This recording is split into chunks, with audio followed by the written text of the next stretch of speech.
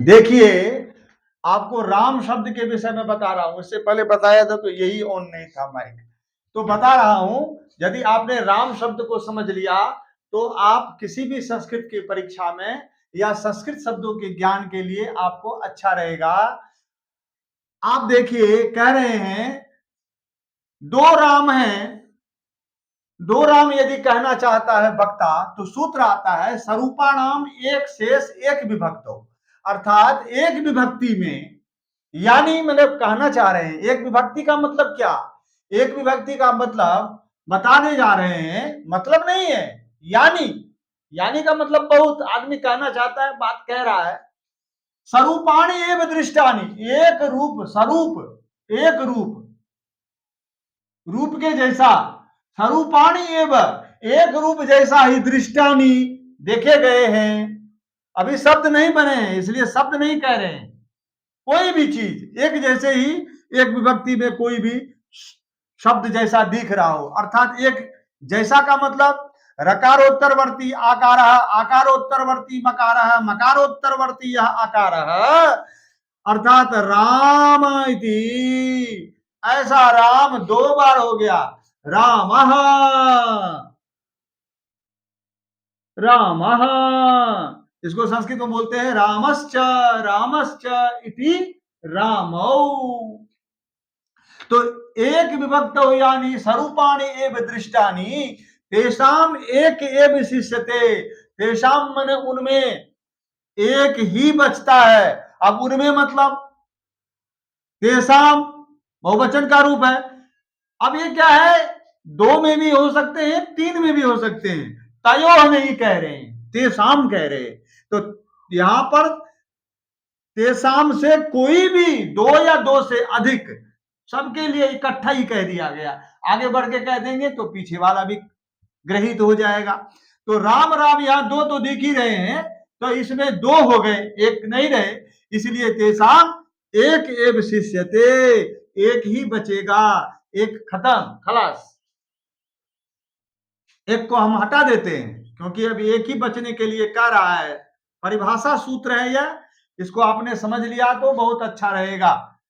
अब आपको मैं एक राम बचा करके बताता हूं, इसको हटा देता हूं, बीच में ये जगह मैंने लिखने के लिए रखा है, ठीक है ना। आपको लिख के भी बताना पड़ता है, आप लोग बहुत तेज विद्यार्थी हैं इसीलिए बताना पड़ता है। अब एक राम आ गए, अब क्या करूं। अब सूत्र है प्रथमयो पूर्व सवर्ण, अकः प्रथमा द्वितीयो अचि पूर्व सवर्ण दीर्घ। अब एक राम हो गया। अब आपने सूत्र क्या पढ़ा था, द्वित्वैकत्वयो, आपने पढ़ा था द्वित्व और एकत्व की विवक्षा में एक वचन और दो वचन होते हैं। एक वचन तो आपने बचा लिए, अब दो राम की विवक्षा में दो वचन आ गए तो औ आ गया, राम औ। अब देखिए फिर से सूत्र लग रहा है प्रथमयो पूर्व सवर्ण, अक से, अक क्या है, अ ई उ री री क, अक। तो यहां पर क्या है, मकारोत्तरवर्ती आकार। अक से प्रथमा और द्वितीया का संबंधी, प्रथमा द्वितीय, प्रथमा और द्वितीया का अच हो, पीछे ये अच है और द्वितीया का अच है, तो पूर्व सवर्ण दीर्घ होता है। पूर्व में कौन है, अ, इसका सवर्णी दीर्घ कौन होगा, आ। पूर्व सवर्ण दीर्घ होता है, यह आदेश हो गया इस सूत्र के द्वारा, प्रथमयो पूर्व सवर्ण के द्वारा आदेश हो गया, प्राप्त है, फाइल बन गई, कागज बन गया, अब एकदम ऑर्डर हो गया है शासन के द्वारा। सूत्रम क्या है, सूत्रम शासनम, सूत्र जो है शासन है, अधिकार, वहां पर एकदम कागज बनता है, लेटर टाइप हो गया है, बंदे को जाना है। अब केवल वो बच रहा है, मूवमेंट ऑर्डर बच रहा है। तब तक आ गया नादिची। नादिची कहता है आत इची न पूर्व सवर्ण दीर्घ, अवर्ण से, आत मने अवर्ण, अ से रामात, इस प्रकार आत हो गया। आत इची, आत से इच के परे रहते, इच मने ई उ री ली ए ओ, ऐ औ, इच में केवल अ छूट गया है। अवर्ण से यदि इच पढ़े हो तो इच में औ आता है। अवर्ण से इच पूर्व में हो तो पूर्व सवर्ण दीर्घ न हो, इस आ का होना निषिद्ध कर दिया। तब क्या हो गया, तब लग गया वृद्धि रेश। कहता है अवर्ण से अच परे रहते पूर्व पर के स्थान में कौन एकादेश हो, बताइए, वृद्धि एकादेश हो। तो इस अ और इस ओ के स्थान में, दोनों के स्थान में वृद्धि कौन होगी, आ ए औ की वृद्धि संज्ञा होती है। तो वृद्धि औ यहां पर फिट हो गया। क्यों, अ का उच्चारण स्थान कंठ, औ का उच्चारण स्थान कंठ ओष्ठ, तो यहां भी वृद्धि में कंठ ओष्ठ औ ही है, इसलिए दोनों को हटा करके एक औ हो जाएगा। तो क्या बनेगा, हटा दीजिए एक औ को, रामौ। इसी प्रकार से सभी जगह समझ लेना, मैं एक ही बताऊंगा। तेज दिमाग वाले हो तो समझ लेना, इस वीडियो को बार बार देखते रहना, रामायण वाला वीडियो देख लेना, और कैसे पढ़ा जाता है उसमें आप लोगों का व्यू नहीं आया, ध्यान से उसको भी देखिए। संस्कृत का श्लोक कैसे पढ़ा जाता है और स्वर कैसे बनाया जाता है, इससे पिछले वीडियो में कल दे दिया हूं। अब इसके बाद रामो हो गया। अब यदि बहुत्व की विवक्षा हो तो कह रहा है बहुसु बहुवचनम, बहुत्व की विवक्षा में बहुत राम कहना हो तो उसमें बहुवचन आते हैं, उसकी बहुवचन संज्ञा हो जाती है। बहुसु बहुवचनम स्यात्, बहुत विवक्षायाम बहुवचनम स्यात्, बहुत की विवक्षा में बहुत की विवक्षा में बहुवचन हो। अच्छा, बहुवचन हो गया तो क्या हो गया, सु औ जस, जस आ गया। अब जस में क्या है, जस में क्या है, यहां जस में क्या होना है।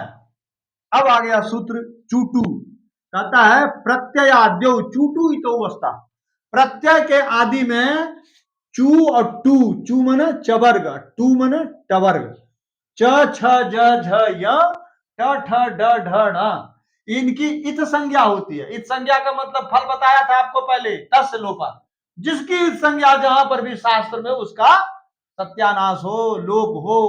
तो ये ज है, इसका लोप हो गया, लोप हो गया, ज का लोप हो गया तो क्या बच गया, चवर्ग है ये, तो बच गया अ, तब हो गया अस। अब ये सकार की संज्ञा होना है, किससे होना है, हलंत्यम से, उपदेशे अंत्यम हलित स्यात्, उपदेश में अंत जो हल है इसकी संज्ञा प्राप्त है।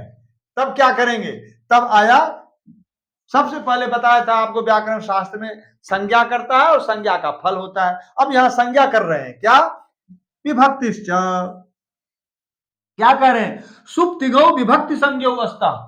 यहां केवल सूत्र लिखा हुआ है, आप वृत्ति सुन लीजिए और कॉपी में लिख लीजिए, खाली सत्यनारायण कथा नहीं सुनना है। इसको जो बनाता हूं, इसको अपने कागज पर एक लघु सिद्धांत पुस्तक ले लीजिए, 20-25-50 रुपए का आएगा, और उसको बनाइए और अभ्यास करिए। एक बार अभ्यास किया जाता है, मैंने एक बार ही पढ़ा है और 35 साल पहले पढ़ा है, और मैं आपको बता रहा हूं, बीच में बना दे दुनिया में पता नहीं क्या क्या किया हमने, लेकिन वो कभी गया नहीं। तो इसको ठीक से अभ्यास कर लेंगे तो जाता नहीं है, ये विद्या है, बताने से और बढ़ती है। तो देख लीजिए, सुप तिंग की विभक्ति संज्ञा होती है। यहां पर क्या है, ये सुप है, सु से लेकर के सुप तक गया है, उसमें जस आता है, इसकी विभक्ति संज्ञा कर दिया पूरे की। अब क्या कह रहा है, न विभक्त तुष्मा, तुष्मा तुश्च सश्च मश्च की तुष्मा, विभक्ति में स्थित, विभक्तिस्थ, विभक्तिस्था, विभक्ति में स्थित तवर्ग सकार मकारा इतो न स्युः, क्या न स्युः, इतो न स्युः, विभक्ति में स्थित जो तवर्ग सकार और मकार, उसकी संज्ञा नहीं होती है। इसमें एक पकड़ा गया, ये सकार, तवर्ग है नहीं, मकार है नहीं, ये सकार है, इसकी संज्ञा नहीं होती, इस संज्ञा नहीं होती। तो क्या बच गया, जस। अब क्या हो गया यहां पर, इति सस्य न इत्वम, सकार की संज्ञा नहीं हुई, तब क्या हो गया, अकः सवर्णे दीर्घ, राम है और अस है, अक से सवर्णी ही अच पड़ा हुआ है, तो पूर्व सवर्ण दीर्घ हो गया, अकः सवर्णे दीर्घ लग गया, तो क्या हो गया, दीर्घ होकर के क्या हो गया, अ, और ये अ और ये अ दोनों के स्थान पर हो गया आस, आ, तो क्या हो गया रामास। देखिए रामास, अब क्या हो गया, अब मैं बताऊंगा रुद्र विसर्गो राम, रामाह, रू हो गया ससजुसोरू से, और रू के उसको खरबसाने यहाँ अवसान पीछे पड़े हैं, इसलिए यहाँ पर विसर्ग हो गया खरबसाने और विसर्जनी यह, इससे तो क्या बन गया रामा। तो आप समझ गए। आप अब आपको मैं नहीं बताऊंगा, इसको मिटा देता हूं। अब रामौ राम, राम रामौ रामा, ये तीन रूप हुए। अब प्रयोग करने के लिए अब इसको बताएंगे, एक राम, दो राम, अनेक राम, तीन राम। राम, ये आपने सुना होगा, बचपन में ही पढ़ाते हैं, लेकिन इसकी बारीकी जो है मैं अब बता रहा हूं। रामा, ये तीनों हो गए। अब तीनों के लिए अलग अलग क्रिया का प्रयोग होगा। रामा के साथ गच्छति, ये भी एक वचन में। दो राम में गच्छता, अब बहुत राम में गच्छन्ति, ये प्रयोग होगा। ये क्रिया कहां से आएगी, ये आएगी भ्वादि प्रकरण पढ़ने के बाद में, इसलिए मैं इसको अभी हटाता हूं। आपने रामा रामो पढ़ लिया, रामा पढ़ लिया है, और व्यासपीठ गुरुकुलम को सब्सक्राइब कीजिए, और यदि आपका हाथ पैर काम करता है तो इसको शेयर भी कर दीजिए, ताकि सबको लाभ मिले। आपका करता नहीं है, आप करते नहीं है, तो तब भी आपको बहुत बहुत धन्यवाद। आनंद लीजिए और मौज कीजिए।